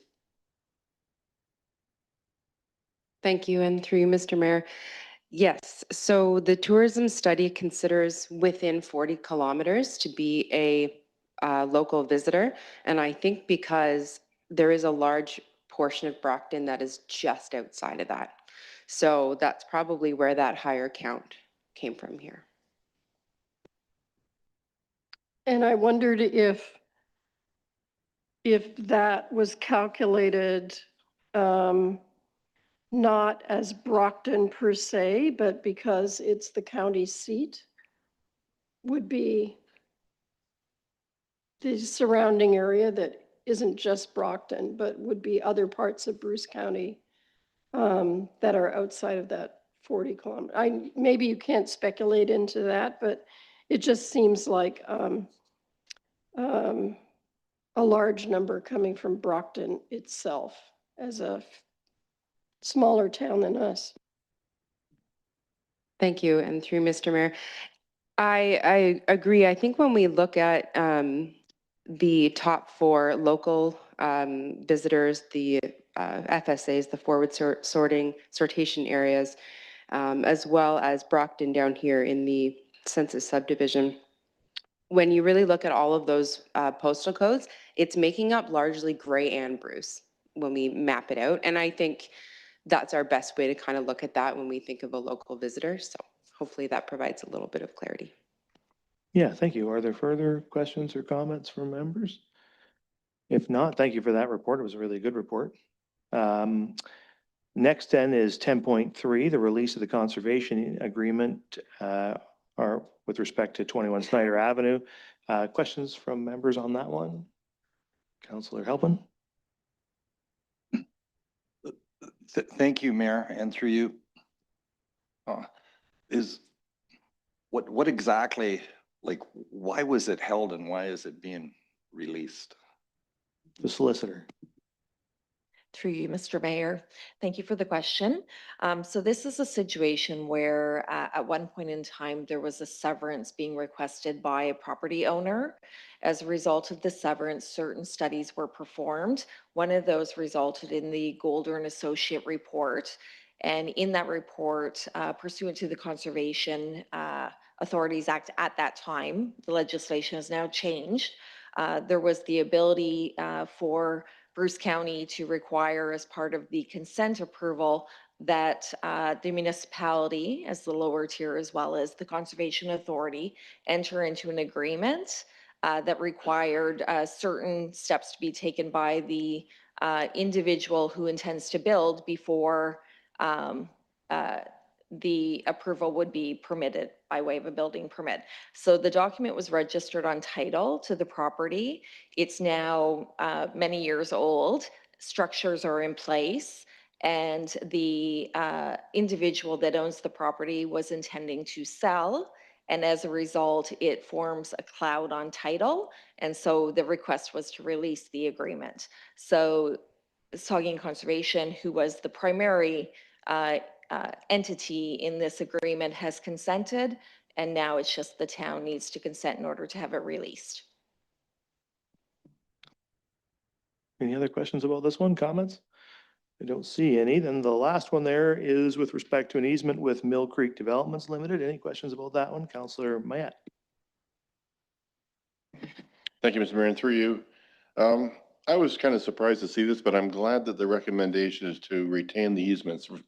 For those that don't know what this is about, and I presume it's kind of complicated, but this is, I mentioned this earlier when I talked about the sewage treatment plant in Port Elgin, the water treatment plant and the discharge. It currently discharges into Mill Creek and it makes its way down into the Saugeen River. Before about 2015, it used to go under the Mill Creek and then 660 meters across this farm, which used to belong to Catherine Tatey. And then it took a 30-degree turn and it discharged into the main Saugeen River. The pipe that was feeding that was deemed at that time to be not big enough, and it was causing surging and some problems with the discharge. So instead of replacing the pipe, they just decided to discharge it straight into Mill Creek. I was against it at the time, but that's the way it went. And so this easement has been maintained for all these years across the back of this farm, which now belongs to Mill Creek Developments. And presumably they requested a easing of this easement across the back of the property because they plan to in the future develop this. And this is right across the road from the golf course, from West Links Golf Course. I was going to say Piper's Glen, but West Links Golf Course, right directly to the north of West Links, and it's at the very back of the farm. You have to hike quite a bit back through the creek to get to the point where it used to go under the creek. So I'm glad we're retaining that because it's always good. I would like to see that in the future that we replace that pipe and eventually discharge that sewage plant into the main body of the Saugeen River for obvious dilution factor. So I will be supporting the recommendation here. Thank you. Yeah. Are there any other questions about this one? I don't see any, so thanks for that. So now we're on to communications. There are 7 items of communication there. Anybody want to speak to any of those, or Councillor Helbin? The 10.5 town of Godrich, their statement against the consolidation of the conservation authorities, I wouldn't mind supporting that one. So just so I can be clear about that, and I just, because I was scrolled through that before, and I don't know if like, it strikes me as just a letter, like a submission to the government with questions. I don't see a resolution there or any kind of Okay. statement in it. I don't know, that's why I was a little confused about it myself, but is that Councillor Helpin? Thank you. Didn't read my own notes properly. I said, should we do one of these ourselves? Should the town of Saugeen Shores? I know Councillor Mayette and I discussed this, but is this something that we could do as well? Because I know, like, we stand a lot to lose with the amalgamation of the conservation authorities. My understanding was from Councillor Mayette, I believe when this was discussed before, that you were working on a resolution or with respect to this. I think that would be the best way to proceed, unless you have some other desire, maybe Councillor Mayette. We actually just talked about this. I was at a agricultural advisory committee meeting at the Saugeen Valley Conservation, and they were brought up to speed on the proposed changes through this bill.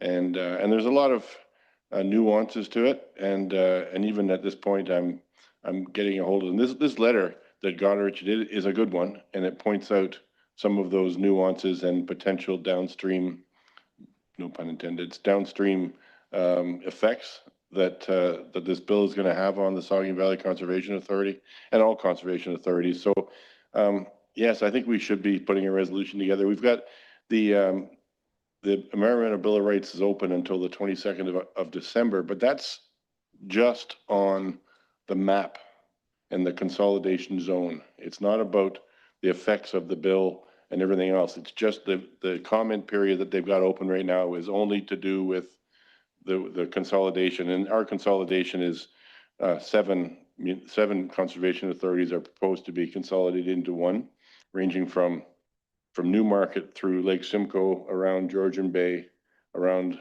Lake Huron, all the way down to Sarnia, basically. So it's a vast area. And then just as a flyer, they throw in Thunder Bay as well, which I think it's more fodder than anything else, but they threw that in there to make the 7. So I've been collecting some data. Bud and I have been talking about this, and we should get together actually and make a concerted effort to put together a resolution that we can pass on the 12th, perhaps, or the next time we get together is the 12th, I think. Yeah, you can always, at any council meeting, you can Yeah. introduce a notice of motion. So whenever you're ready to do that, just send it to the clerk. Okay, thanks. Are there anything further on the items of correspondence or communications? If not, then that brings us to the end of the consent agenda. So there is a resolution that's been moved and seconded with respect to that. I'll ask all in favor of that. That is carried. So can I ask the Director of Corporate Services, have you guys been able to complete that work with respect to the budget? Yes, we have, Mr. Mayor. To achieve a 3% blended tax rate and a 3% increase in the fees and charges bylaw would require $470,000 use of the tax stabilization reserve. Okay. That's be adding $70,000 to your, so council would need a resolution here to add $70,000 in tax stabilization funding toward the levy. Councillor Helpin. I'll make that motion. So the councillor moves that the budget be amended to add $70,000 from the tax stabilization reserve to be applied to the tax levy. Is there a seconder? the deputy mayor. Is there further discussion on that item? Seeing none, all in favor? That is opposed, if any? That is carried. Okay. All right, so that resolves that issue. So now we're on to close to public. Do we have our close to public here yet?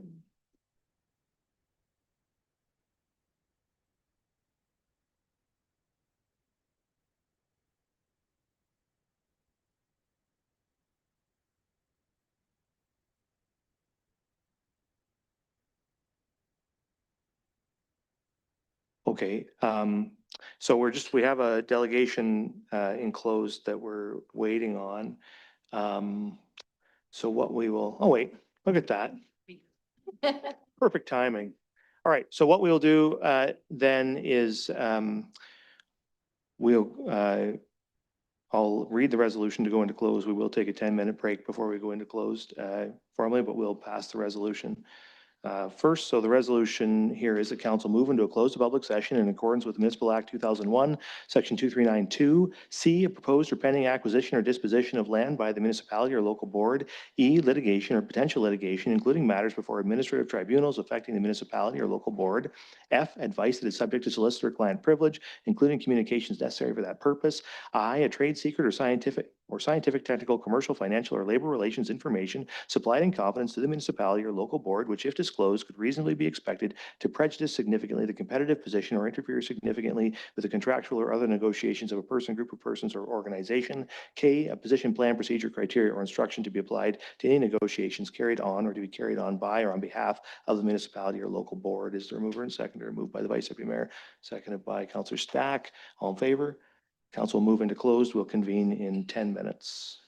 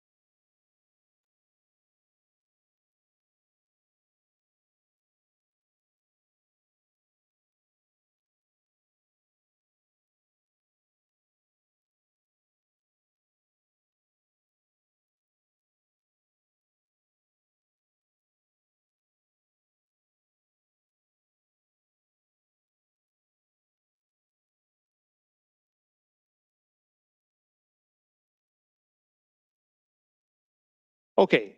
I have a resolution now that council arise from the close of public session and resume the regular council meeting. Is there mover and seconder? Moved by Duhaime, seconded by the deputy mayor. All in favor? That's carried.